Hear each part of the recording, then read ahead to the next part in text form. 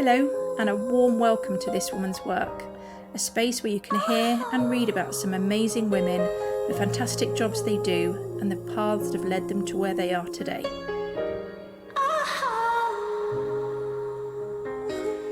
So, I'm here today with Emma. Hi, Emma. Hi. Could you tell the listener what it is you do for a living? So, I do what everyone would say is a dream job. I know. And I take dogs out for play dates. I know. So they all get to go and play with each other. We take them home, they zonk out, and the owners don't have to worry about them when they're at work. Or even when they're at home. So we've got to figure out how on earth you got there. Okay. But first we have to talk about little Emma. Little Emma. Little Emma. Okay. When you were younger, what were you like? What were you into? What was I like? If you asked any of my family, I was a bundle of energy. You had my brother who was really quiet, and then I made up for that. Is it older brother or younger brother? He's older, yeah, but he was a lot more intelligent, academic and quiet, whereas I was... You were the monkey, the second child. Oh, yes. So, yeah, I used to live in Oman when I was younger. Wow. So we had lots of adventures of, eating curry for breakfast and, just a completely different culture. Wow. So that is little Emma. Emma spent probably from the age of 1 or 2 up to 6 in Oman. Wow. And then continued to visit because my dad stayed out there when we came back to the UK. Okay. So yeah, snakes in the desert garden and... Wow. Yeah. Okay. Yeah. And then, so came back to the UK, obviously then went to school here. Yeah. What were you into? What was your favourite subjects? So I actually landed in boarding school at the age of 6.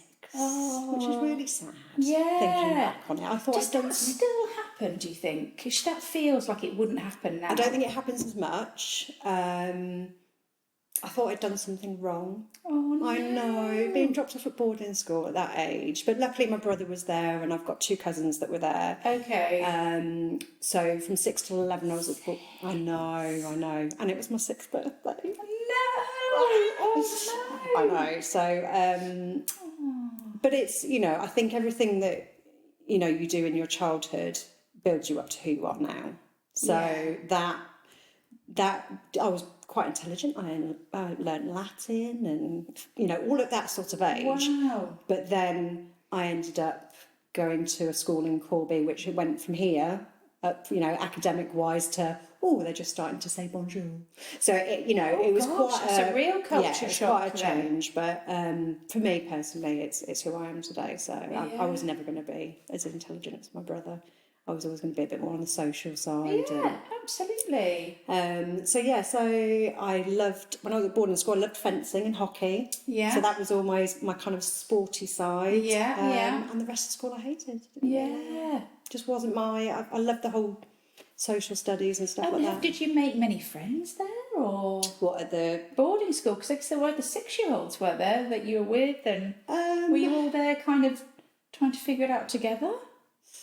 Yeah, I think, you make your friends. Like I'm friends with a couple of the girls because it was a very small girl group. It was mainly male, but not to the point that you kind of lifelong buddies. But the fact that we had the 4 of us as cousins together, that was the main thing. So you have a brother and my 2 cousins. So that, and they're local, but you don't see family, do you, when they live down the road? It's so true. Yeah. So true. Yeah, so no, not really any long-term friends from school, no. Yeah.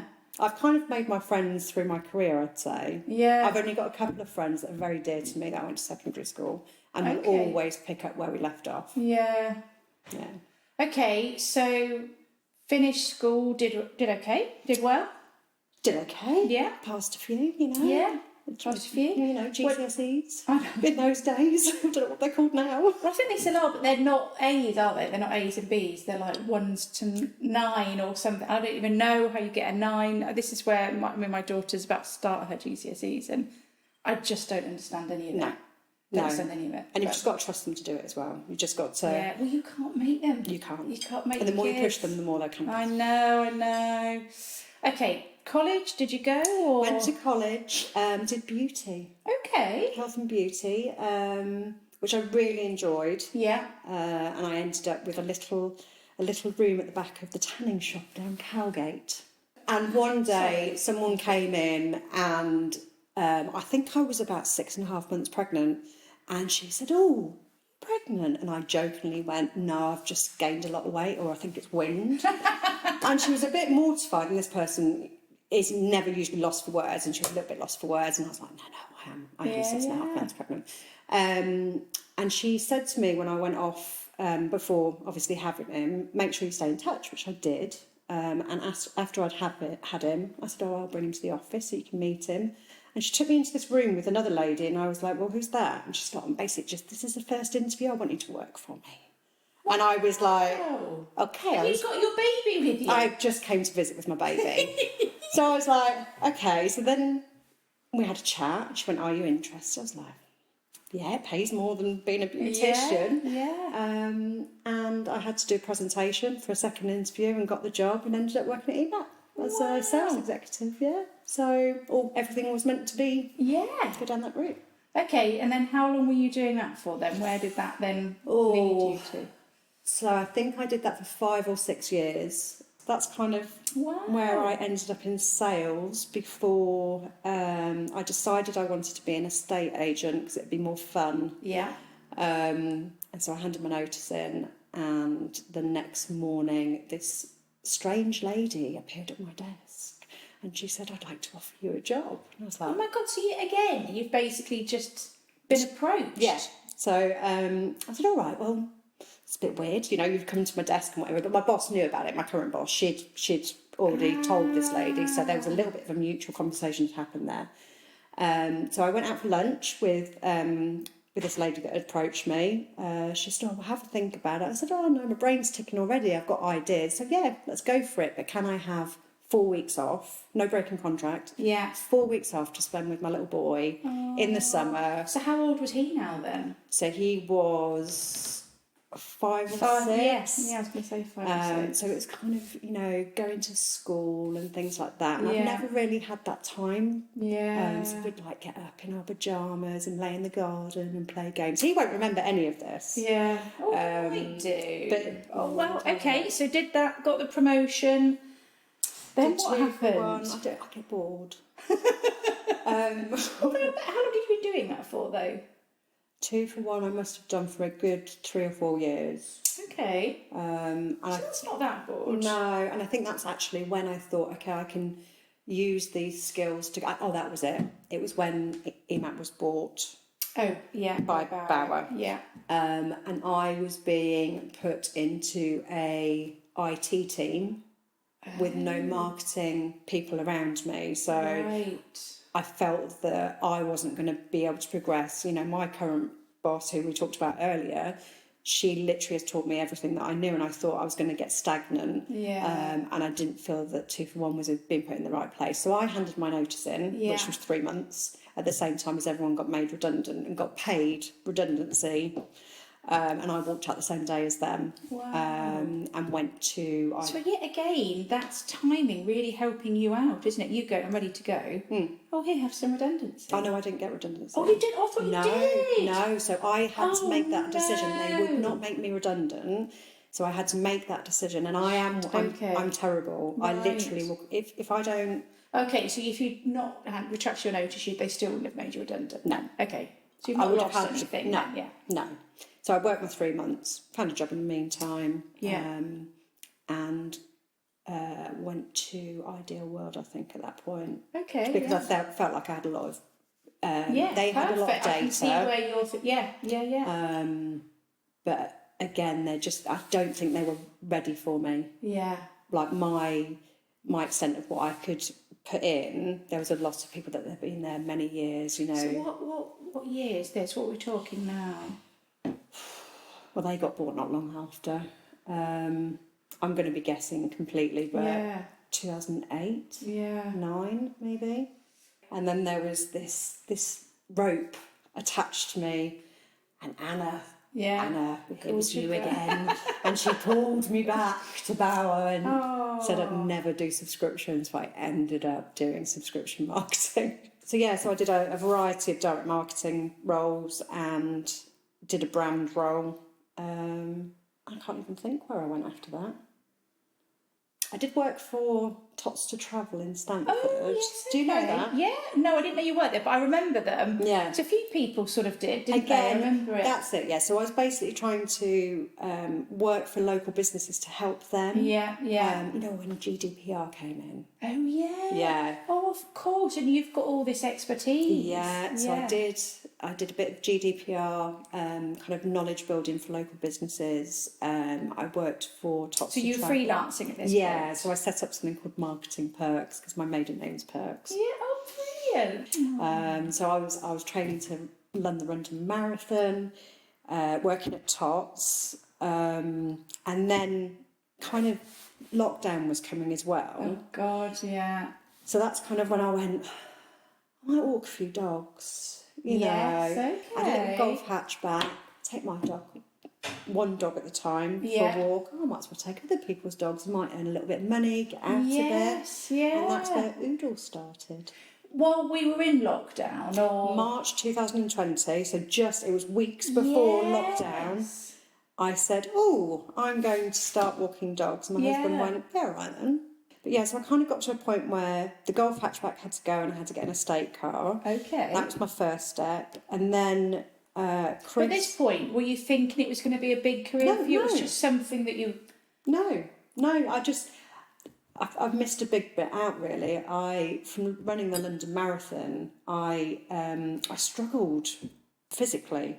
Right. And it took about 18 months before they diagnosed me with something called fibromyalgia. Oh, I've heard of that, yeah. So when you were training pre the London Marathon, you were okay? I was okay, but I think I was running on adrenaline. I think, Right. so they say that you contract it from a shock or a trauma. Yes, okay. So I think probably during training, when I was getting up to 20 miles training, maybe my body was going, and I didn't realise as well at that time that I'm hypermobile. So my body was having to hold itself together a lot more than a normal body. I had no knowledge of this whatsoever. Yeah. So when I was still working at Tots and I was doing dog walking as well, I used to have to go home and sleep in the afternoon. I'd get to lunchtime and be like, and I'd have to go and have a nap and then come back to work and be fine. Oh, And okay. they'd be like, what is wrong with you? So anyway, long diagnosis, but finally they said, oh, it's fibromyalgia, and I thought my life was over. I can't sit in front of a screen too long. I have to have an element of being out and about. If I did it all day, I wouldn't cope. So it's a balance. That's what Oodles gives me. Is And the am I balance. allowed? Are you comfortable if I ask? So, when you say you can't do it, what is it you feel for people that don't really know much about fibromyalgia? What? So people that Is it pain? Is it it's actual pain? Yeah. But it's pain for no reason. So suddenly, the way I describe it to people is, I will feel like the shutters are coming down, and then my body feels like a bus has hit it, and everything just hurts and is heavy. So I probably spent quite a while kind of in the corner of the sofa, wallowing about it. But this is also still COVID-y, isn't it? Yeah. This is still so the world feels like a dark place as well. What did they call it?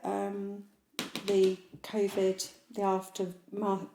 Long COVID. Long COVID. So the long COVID symptoms are actually the same as fibromyalgia. It's very, very similar. Wow. Yeah, but it wasn't.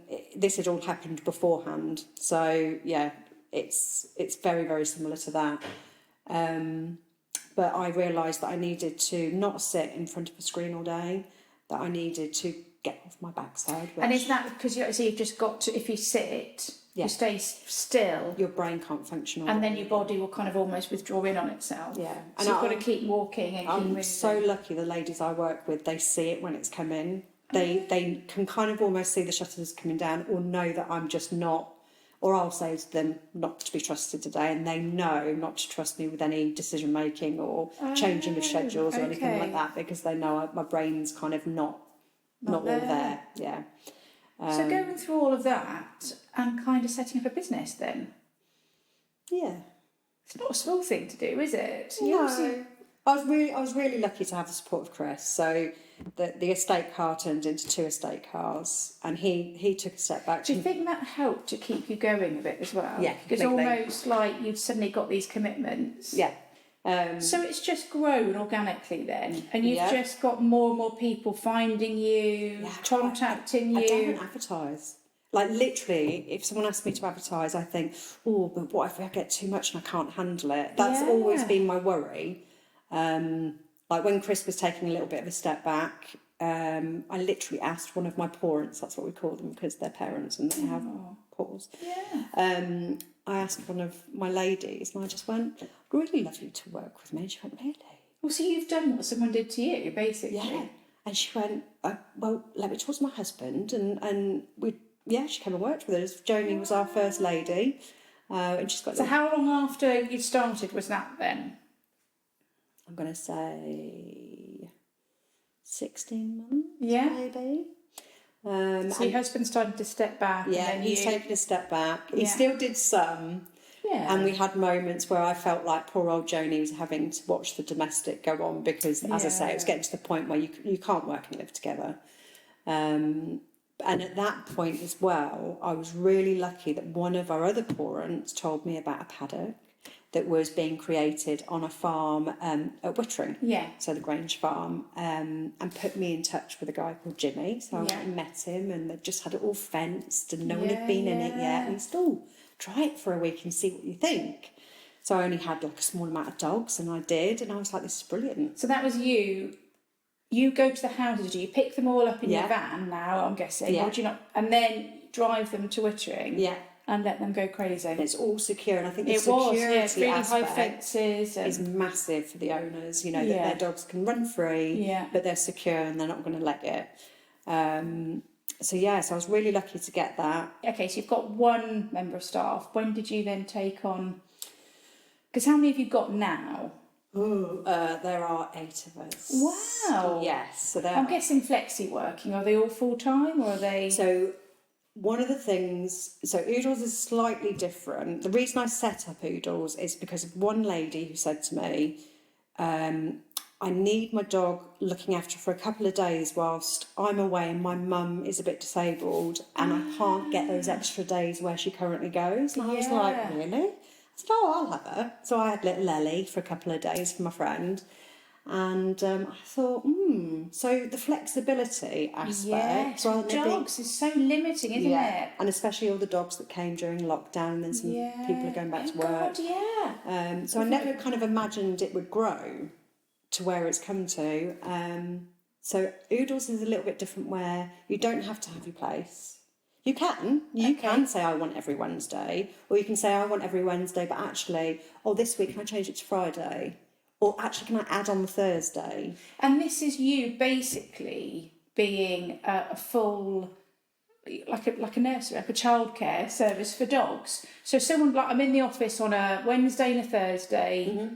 Those days you come and you have their dogs for them. We try, so we're the doggy daycares are like nurseries. Yes. We are like your emergency dog call. Okay. We're always there for you when you need us. Okay. We don't do all day. So we only do play dates. Okay. So, it's either an hour and a half or 3 hours. It depends on the energy of the dog. Yeah. So Mabel was with us for a single play date, which is an hour and a half. Yeah. And so I just messaged her back and said, shall I just keep her for a double? And she's like, oh, God, yeah. That means she's not home till about 2. She'll be fine until either her or Steve gets home. Yeah. And then you drop back. Drop back.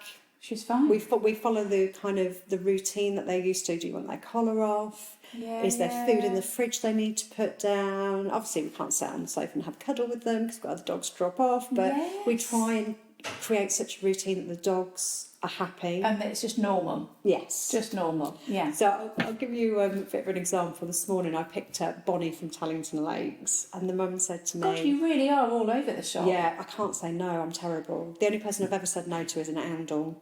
Right. It's just all sultry. Yeah, just a little bit too far out. Yeah, that is awkward, isn't We it? do Bourne, Deeping, Newborough, Nassington, Hampton, Yaxley, You've not even come over to Rutland yet, have you? No, not yet.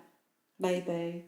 Remember, I'm trying to balance life-work balance. I know, but you know. But yeah, so this all originated from our hours. We work to suit our lives. Yeah. So Okay. the ladies that work with me. I hate saying for me because they don't. We all work together. They want to either drop off their children at school or they want to pick up. So everything works for their lifestyle. So you're fully flexible, whatever hours they want to do. Yeah, try and accommodate. So one of the ladies was like, "Oh, I'd really like to drop my kids off at school," because she had been dropping them off at a friend. I was like, "Fine, we'll make that work." Wow. You know, and I got approached a few months ago by another dog walking lady. She's like, "Oh, do you fancy having a coffee?" And I was like, "Yeah, all right then." I have no idea what she wanted. And she was like, "Just really like to come and work with you guys because I'm on my own and it's a bit lonely." She's fitted in perfectly, so now she's on the books. Wow. We did a couple of months just to see how we both felt. So it's all about everyone being happy. The dogs, the ladies, the owners. Yeah. I know you have a little life in you yet. I know you have a lot of strength left. I know you have a little life. So, but we only do 3 play dates every day. We're all finished by 2:30. Brilliant. I know. Except for me, I have to do all my admin. Yeah. And all the booking. I mean, even that side of it. So now, obviously, you've got your website, you've got your system. Luckily, my experience in marketing, I built my own website. Yeah. I don't do half the stuff I should do because I haven't got time to. But you know, there's a lot that I can do myself. And they have a little report, like a play date report. Right, every time? Yeah, so Sarah at the paddock. Oh my gosh. Honestly. So as things have evolved, it used to be just all of me communication. And it took me fracturing my elbow to make me sit at home for a week. Right. Well, I took a week before I decided to do that, and they made me stay at home. And I was like, oh, let's look at a new system. And so now I've got a really good system for bookings and things, which took the pressure off me because, you know, me on my own, it was post-it note. Me and Chris, we had whiteboards. Then Joni came on and it was like, okay, now I've got to get a spreadsheet, and I used to screenshot it. So that has evolved. It took me to be stranded at home. They wouldn't pick me up and take me to the paddock, and they wouldn't let me drive. So. Gosh. So you and your, I'm not going to call them staff, crew, just the happiest people in the world. I hope so. Because you're outside all the time. Although equally, even in winter, I'm guessing. So it's not that bad. Is it not? I was going to say, because obviously right now it's actually it's probably a bit too hot, really. You can have really shocking days. If it rains constantly, it's horrible. But we've all got these amazing, they're equine jackets. Okay. Yeah, that are really, really good. So the ladies were well happy this winter. But no, it's just getting your fresh air, you're getting your vitamin D when you can. I think the only thing, the healthiest people in the world. Surprisingly, we don't do as many steps as you would imagine, though, because we don't really. You imagine a dog walker is constantly walking. We're like playground supervisors. We're monitoring. We always are walking around, but not at the pace of a dog walker. So actually, our steps aren't massive. So how many vans do you have now then? So we've got 4 vans. Bloody hell! Yeah. I'm going to say 2. So I never wanted vans. I always wanted to treat the dog. So it's all about treating the dog as you would your own. So I was really anti-vans, and Chris was like, for security, you need to. So he convinced me, so I went for crew vans, so we've got back seats. I've just got my first electric lease van. I'm so excited. So that's due to in the hope that it'll hold its value more? Well, no, because it's not mine. It's a lease. Oh, lease. Sorry, So it's lease, it's maintained. I don't have to worry about any of that. And the electric. So at the minute I charge it in North Street car park. But in the future, when I've got my own little electric pod, it only costs me a couple of pounds. Wow. So one of my questions is always, what's next? A lot of my customers know what I've always wanted for Oodles, as it's grown so much and it's its own home. So that would feel right. It feels right. It means that we can offer them more. Like everyone would think with the vans and the staff and the dogs and stuff like that there's just loads of money, but there isn't. It's not, the profit margin with maintaining vans and the rent of the paddock, and we had to go VAT registered Yeah. So I had to put prices up, which I hate doing. But then... But when you're buying a lot of stuff, you can't absorb all that back, can you? No, and then minimum wage went up, which I would pay my ladies a lot more than I am now if I could. But again, I've got to... I'm constantly trying to work out... I don't pay myself because I'm still building a business. Yeah. So having our own place to give more offering... but also to be able to pay myself would be great. Yeah. And so, we have sold our house. We have taken all the money out of our house and spent every penny on a field, which is derelict. And we are currently in the process of looking at changing the use from agricultural to a dog paddock. Yeah. And what that means. And then kitting it out. Yeah. Making it Oodles, because Oodles is always a little bit different. So I know you're going to put like a little office there as well. Yeah, so there'll be like a little welfare unit office there. Just for the ladies, facilities, more things for the dogs. You know. Yeah. Well, it's yours, so there isn't exactly. So at the minute, we were up there yesterday with a consultant because we want to make sure we do it properly. Yeah. Is how we put the planning in. Yeah. Making sure that we work with the local village as well. I don't want to upset them. We've got no nearby neighbours. Well, I was going to say. But we have got a village near us. And probably a ton of dogs. So you can now start to scale more then, potentially. Yeah, as long as, Chris makes me have to remember that I can't. No, but not you necessarily. No. But if all of a sudden demand went up, you could just employing. Yeah. You can't absolutely. You've got to be very disciplined because I do and a lot work the hours that you do. Yeah. But it shouldn't stop it from scaling. You just need to employ more people. No, and we'll be able to rent it to our Oodles family to come on their own, and obviously we're always there. We'll put the kettle on, so I'll be up there every day, all day with my doggies. Yeah. So that's really exciting, but a lot of work. I'm going to ask my 3 final questions. Okay. Which is, what advice would you give your younger self? So, little Emma, could be any version, could be little Emma at boarding school or in any of those jobs, in the tanning shop. Who do you think needs the most advice and what would that be?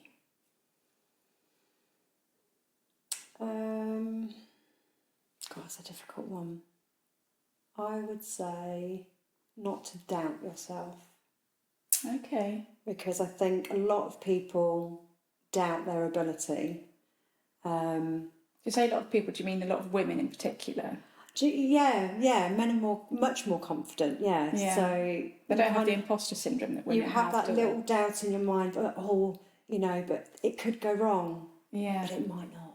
Yeah. It could go really well. And, I said earlier, never think what if. Yeah. But when you were younger, you hadn't got that life experience that stuff does work out. Yeah, things do work out, and the right people will be around you at the right time. I think I've learned over the years as well that if it's too hard, it means that they're not meant to be in your life. That it's the right people that support you. Yeah. That feels actually easy. that's kind of I think where I wanted to go with that as well is that you can't do anything on your own. It's the people around you. Find your people. Yeah, find your people and the people that know that you're going to do well and Wow. Yeah, I think that would be my thing. Brilliant advice. Okay. Second question is, what advice do you think your older self would give you? So 60-year-old Emma, looking at you now, what would she say to you now? Or 70, whichever age you want to pick. Isn't it funny? It's going to be, I'm scared to advertise because I'm worried about it being too big. But I get that because you've got a health concern that you've got to be really careful about. No, it's more about disappointing people. Who is I wouldn't say it's about my health thing. It's more about what if too much comes and I don't do it well. Because it's all about... But you can scale it at the rate you want to scale it. Yeah, but I can't say no.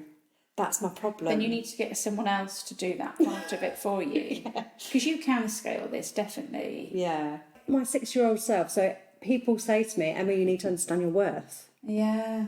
And that actually is quite important, isn't it? Because the last couple of people I've helped out that are just travelling through Stamford are like, you are like a prayer has been answered. Yeah. And they have paid me more than I've asked for, because they're like, I couldn't have done this. I couldn't have gone to my mum's 80th birthday in the George if you hadn't taken my dog to Findshades for a walk, having never met this dog from Eastbourne who's going up to Inverness today.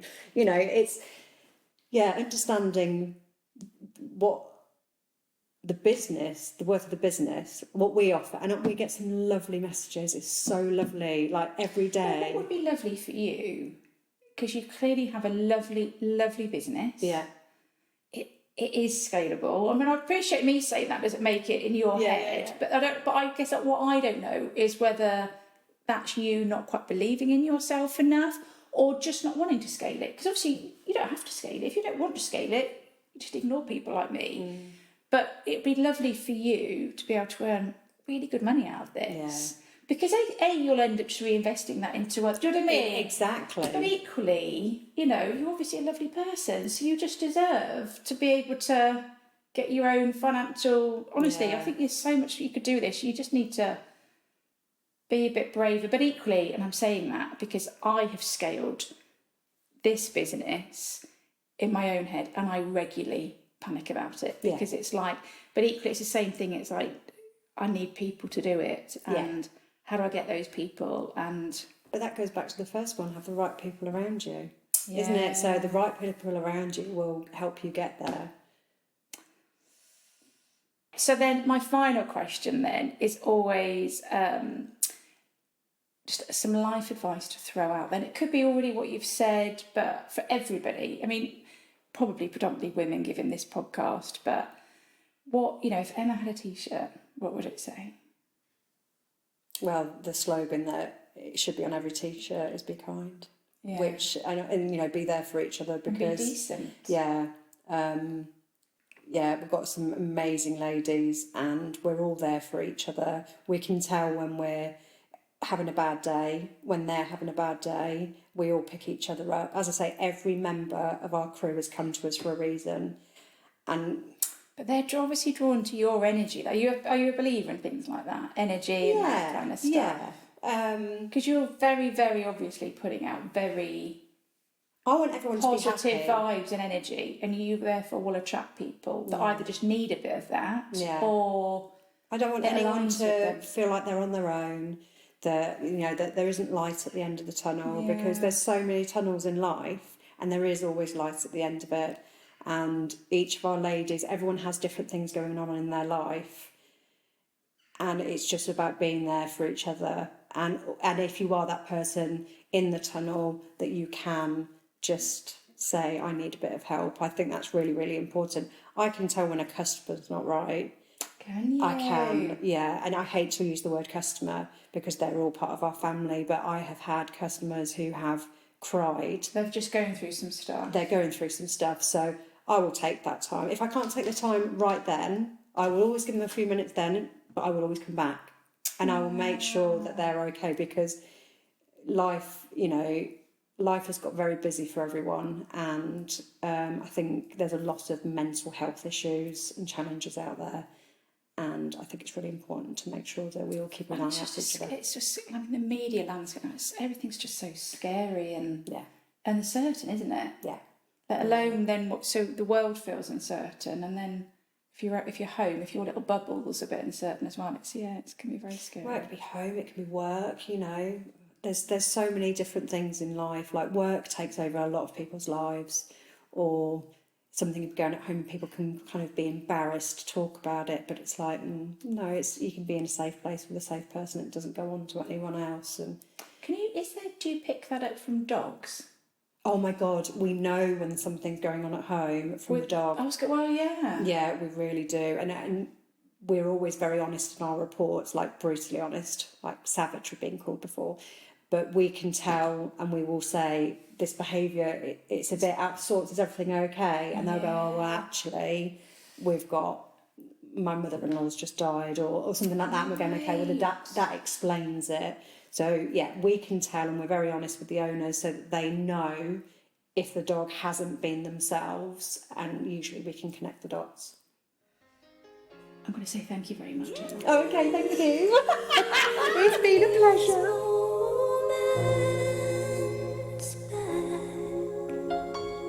If you would like to hear more about this chat, see some pics and read about how to get started in this industry and or this role, then please go to our website www.thiswomanswork.org.